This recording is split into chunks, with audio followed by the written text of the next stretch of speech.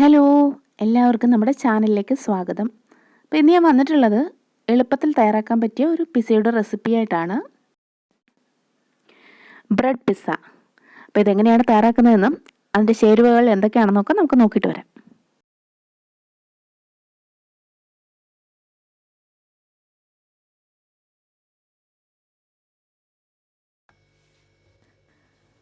അപ്പോൾ ഇതിനായിട്ട് ഞാൻ ഒരു പാക്കറ്റിൻ്റെ പകുതി ബ്രെഡാണ് എടുത്തേക്കുന്നത്.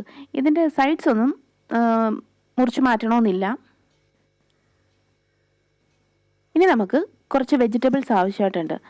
ഇതിലേക്ക് ഞാൻ ഒരു സവാളയാണ് എടുത്തേക്കുന്നത്. ഒരു മീഡിയം സൈസിലുള്ള ഒരു സവാള ക്യൂബ്സായിട്ട് കട്ട് ചെയ്തതാണിത്. ഇത് ഒരു ക്യാപ്സിക്കത്തിൻ്റെ പകുതിയാണ്, അതും ക്യൂബ്സായിട്ട് കട്ട് ചെയ്തതാണ്. പിന്നെ റെഡ് ക്യാപ്സിക്കം, പിന്നെ ഒരു തക്കാളിയാണ് എടുത്തേക്കുന്നത്. അത് ചെറുതായിട്ട് മുറിച്ചിട്ടുണ്ട്, പിന്നെ കുറച്ച് വലുതായിട്ട് മുറിച്ചിട്ടുണ്ട്. പിന്നെ ഇതിലേക്ക് 2-3 അല്ലി വെളുത്തുള്ളിയും പിന്നെ കുറച്ച് ഒലീവ്സ് ചെറുതായിട്ട് കട്ട് ചെയ്തതും വേണം. പിന്നെ നിങ്ങളുടെ കയ്യിൽ പിസ്സ ബേസ് ഉണ്ടെങ്കിൽ അതെടുത്തോളൂ. അതില്ലെന്നുണ്ടെങ്കിൽ ഇത് ടൊമാറ്റോ സോസ് അല്ലെങ്കിൽ ടൊമാറ്റോ കെച്ചപ്പ് ഇതിലേതെങ്കിലും ആകാം. ഇനി ഇതിലേക്ക് ഇറ്റാലിയൻ സീസണിംഗ് ആയ ഒറിഗാനോ, പാഴ്സ്ലി, പിന്നെ കുറച്ച് തൈംസ്. അപ്പോൾ ഇത് ഇത്രയും കൂടെ ചെറിയ അളവിൽ ഒരു 1/2 ടീസ്പൂൺ വീതം ഞാൻ ഇതിലേക്ക് ചേർക്കുന്നുണ്ട്. കുറച്ചൊരു ഫ്ലേവറിന് വേണ്ടിയിട്ടാണ്. പിന്നെ ഇതിലേക്ക് ഞാൻ കുറച്ച് സോയ വറുത്ത് വെച്ചിട്ടുണ്ട്. അതായത് സോയ ആദ്യം കുറച്ച് വെള്ളത്തിലിട്ട് കുതിർത്ത് വെച്ചിട്ട് ആദ്യം ഒന്ന് വേവിച്ചെടുക്കുക. ഉപ്പും മഞ്ഞൾപ്പൊടിയും ഇട്ട് വേവിച്ചെടുത്തിട്ട് പിന്നെ കുറച്ച് മുളക് പൊടിയും കുരുമുളക് പൊടിയും ചേർത്ത് ഒന്ന് എണ്ണയിലിട്ട് ഒന്ന് വറുത്തെടുത്തതാണിത്.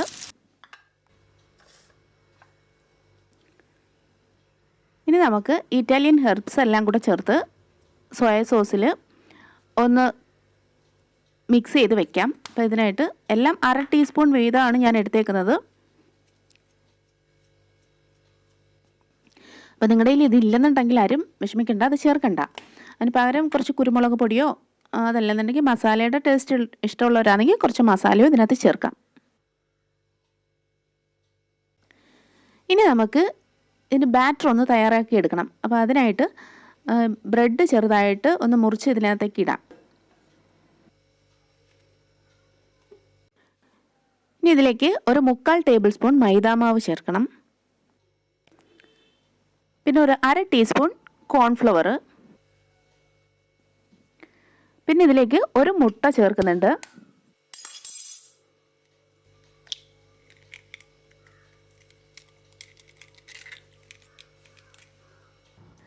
ഒരു 1/4 കപ്പ് വെള്ളവും കൂടെ ചേർക്കാം. അപ്പോൾ ഇതെല്ലാം കൂടെ കൂടി നന്നായിട്ട് ഒന്ന് മിക്സിയിൽ നന്നായിട്ടൊന്ന് അടിച്ചെടുക്കണം. അങ്ങനെ നമുക്ക് അരച്ചെടുത്ത ബാറ്റർ ഇവിടെ തയ്യാറായിട്ടുണ്ട്. ഇനി നമുക്കിതൊരു ബൗളിലേക്ക് മാറ്റാം.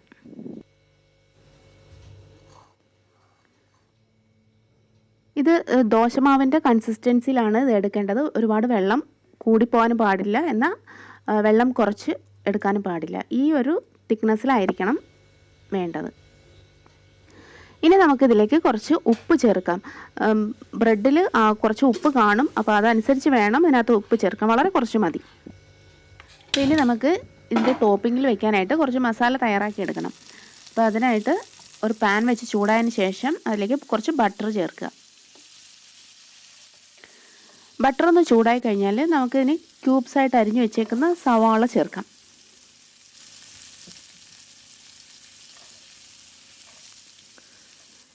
സവാള ഒന്ന് ചെറുതായിട്ട് വാടിക്കഴിഞ്ഞാൽ ഇതിലേക്ക് ക്യാപ്സിക്കം ചേർക്കാം. ഗ്രീൻ കളറിലെ ക്യാപ്സിക്കവും റെഡ് കളറിലെ ക്യാപ്സിക്കവും ചേർത്തിട്ടുണ്ട്. പിന്നെ ഇതിലേക്ക് ഒരു 4 വെളുത്തുള്ളി ചെറുതായിട്ട് ചോപ്പ് ചെയ്തത് ആണ് ചേർക്കേണ്ടത്. വെജിറ്റബിൾസ് ഒരുപാടൊന്ന് വഴണ്ട് പോകേണ്ടതില്ല, ചെറുതായിട്ടൊന്ന് വാടിയാൽ മതിയാവും. പിന്നെ ഇതിലേക്ക് ഒരു പകുതി തക്കാളി അരിഞ്ഞു വെച്ചേക്കുന്നത് ചേർക്കുക. ഇതിലേക്ക് കുറച്ച് ഉപ്പ് കൂടി ചേർക്കാം.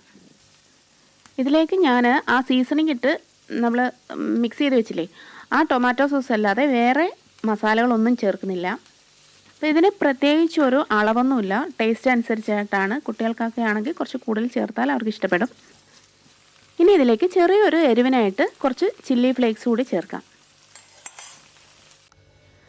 ഇനി ഇനി നമുക്ക് റോസ്റ്റ് ചെയ്ത് വെച്ചേക്കുന്ന സോയ ഒന്ന് മിക്സിയിലിട്ടൊന്ന് ക്രഷ് ചെയ്തെടുക്കണം. ഇതിലേക്ക് മുട്ട ചേർത്തില്ലെങ്കിൽ വെജിറ്റേറിയൻസിലൊക്കെ നന്നായിട്ട് ഇഷ്ടപ്പെടും. അപ്പം സോയൊക്കെ നന്നായിട്ടൊന്ന് ക്രഷ് ചെയ്ത് കിട്ടിയിട്ടുണ്ട്. ഇനി ഇതിലേക്ക് ചേർക്കാം. അപ്പോൾ സോയ അതും കൂടെ ഇതിനെ കൂടെ ഇട്ട് നന്നായിട്ടൊന്ന് വഴറ്റി എടുക്കാം. അപ്പോൾ ഇതിനകത്തേക്ക് കുറച്ചും കൂടെ ഞാൻ ടൊമാറ്റോ സോസ് ചേർത്തിട്ടുണ്ട്. ഈ ഒരു സോയ മസാല ഭയങ്കര ടേസ്റ്റാണ്. ഇത് സോയ ആണെന്ന് ആരും പറയില്ല. ബീഫ് ചെറുതായിട്ട് അരച്ച് ചേർത്തെന്ന് മാത്രമേ തോന്നുന്നുള്ളൂ. പക്ഷേ ഇതിനകത്ത് ഒരുപാട് മസാലകളൊന്നും മിക്സ് ചെയ്തിട്ടുമില്ല. ഇത് ചപ്പാത്തിയുടെ കൂടെ കഴിക്കാൻ പറ്റിയൊരു റെസിപ്പി കൂടെയാണ് കേട്ടോ. അപ്പോൾ നിങ്ങളൊന്ന് ട്രൈ ചെയ്ത് നോക്കുക. ഒരുപാട് എരിവില്ലാത്തതുകൊണ്ട് കുട്ടികൾക്കും ഇഷ്ടപ്പെടും. ഇനി നമുക്ക് പിസ്സ ഉണ്ടാക്കിയെടുക്കാം. അതിനായിട്ട് നമുക്കൊരു പാൻ വെച്ച് ചൂടായി കഴിഞ്ഞാൽ അതിലേക്ക് കുറച്ച് ബട്ടർ ചേർക്കാം. ഇതിൽ വേണമെങ്കിൽ ഒലിവ് ഓയിലും ചേർക്കാം. അതല്ലാന്നുണ്ടെങ്കിൽ ഇതൊന്നും ഇല്ലാന്നുണ്ടെങ്കിൽ നമ്മുടെ വെജിറ്റബിൾ ഓയിൽ ചേർക്കാം. പിന്നെ ഇതിലേക്ക് ഈ ബാറ്റർ ഫുള്ളായിട്ട് ഒഴിക്കുക. ഇനി നമുക്ക് ഇതൊരു 5 മിനിറ്റ് നേരം ഒന്ന് അടച്ചു വെച്ച് വേവിച്ചെടുക്കാം.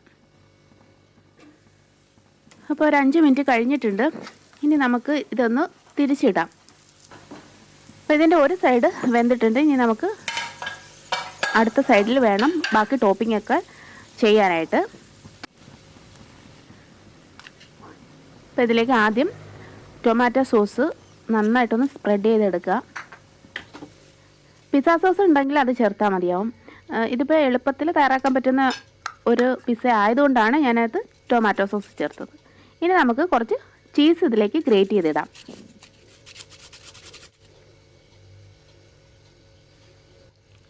ഇനി ഇതിലേക്ക് നമ്മൾ തയ്യാറാക്കി വെച്ചേക്കുന്ന സോയ മസാലയില്ലേ, അപ്പോൾ അതുകൂടി ചേർക്കാം. പിന്നെ ഈ സമയത്ത് നമ്മൾ സ്റ്റൗ കത്തിച്ചിട്ടില്ല. പാനിൽ ഇതെല്ലാം സെറ്റ് ചെയ്ത് കഴിഞ്ഞിട്ട് മാത്രമേ നമ്മളിനി സ്റ്റൗവിലേക്ക് ആക്കുള്ളൂ.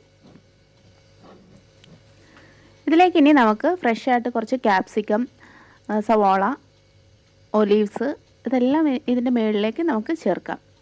തക്കാളി ഇതൊക്കെ നമുക്ക് നമ്മുടെ ഇഷ്ടം അനുസരിച്ച് നമുക്ക് ഇതിനകത്തേക്ക് ടോപ്പിങ്ങിൽ വെക്കാം.